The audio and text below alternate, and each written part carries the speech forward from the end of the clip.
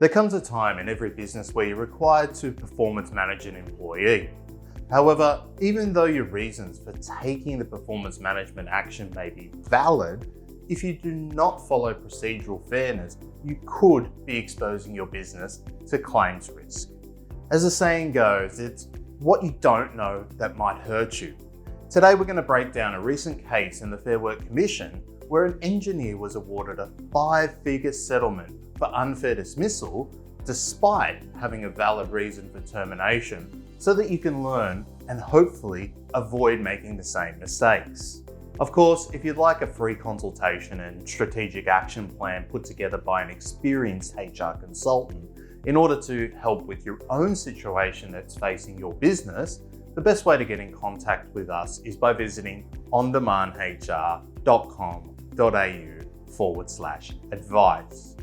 So now to the case of Laken versus Best Tech Group, where Laken was employed as an engineer in January 2021. However, it was identified that his work was not to a standard of his seniority and pay grade.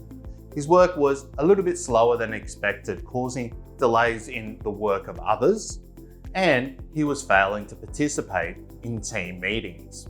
As a result of all of this, he was reallocated to less critical projects where his poor performance would have a less of a negative impact on the business.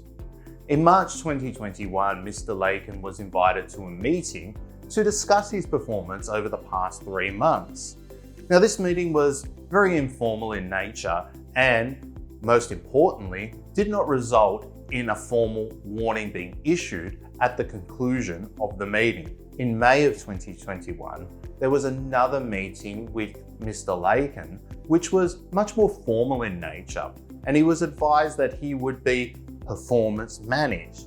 But again, there was no clear setting of expectation of what was required by Mr. Laken in his position or the potential consequences should his poor performance not improve. Throughout this entire period through to July 2021, where Mr. Laken was ultimately dismissed, there were several other examples of continued poor performance, and following the termination, Mr. Laken was paid, in addition to accrued leave, 4 weeks pay in lieu of notice, and subsequently presented to the Fair Work Commission to file for unfair dismissal relief.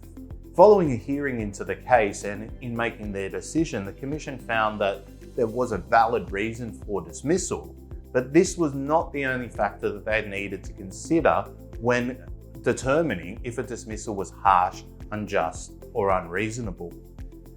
The notification for the reason of dismissal should be given prior to a decision being made regarding the termination of employment, and also made in plain and clear terms. The lack of particulars given to Mr. Laken resulted in the business failing to provide notification of the valid reason. The Commission determined that the decision to dismiss was predetermined in advance of the dismissal hearing, and that the dismissal was procedurally unfair given that Mr. Laken was not advised of what performance managed meant or given an opportunity to respond to the allegations and the responses being taken into consideration when making a decision to terminate or not. The Commission was neutral regarding matters of allowing a support person. Whilst the employer did not decline any request to have a support person present, given the lack of advance notice of any performance or termination meetings, Mr. Laken did not have the opportunity to organise a support person nor consider having one.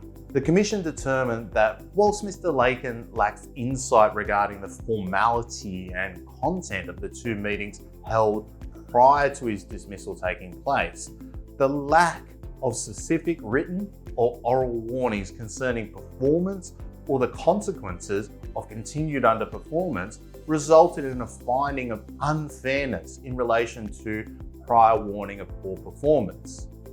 Now, given the size of the enterprise, around about 150 employees, the Commission would not mitigate the employer's procedural shortcomings. The business also had access to a HR consultant externally. So the more resources that a business has, the higher the bar in terms of the commission regarding unfair dismissal and procedural fairness. Now, based on all of this, the dismissal was ultimately found to be harsh and unjust.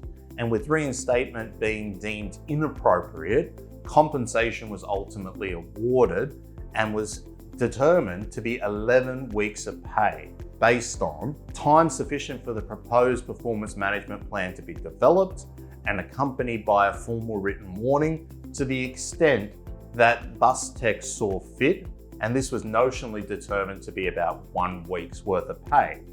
Time sufficient for the performance management plan to be implemented and Mr. Lakin's performance objectively assessed against reasonable benchmarks, including discussions with Mr. Lakin, was determined to be notionally at 8 weeks worth of pay.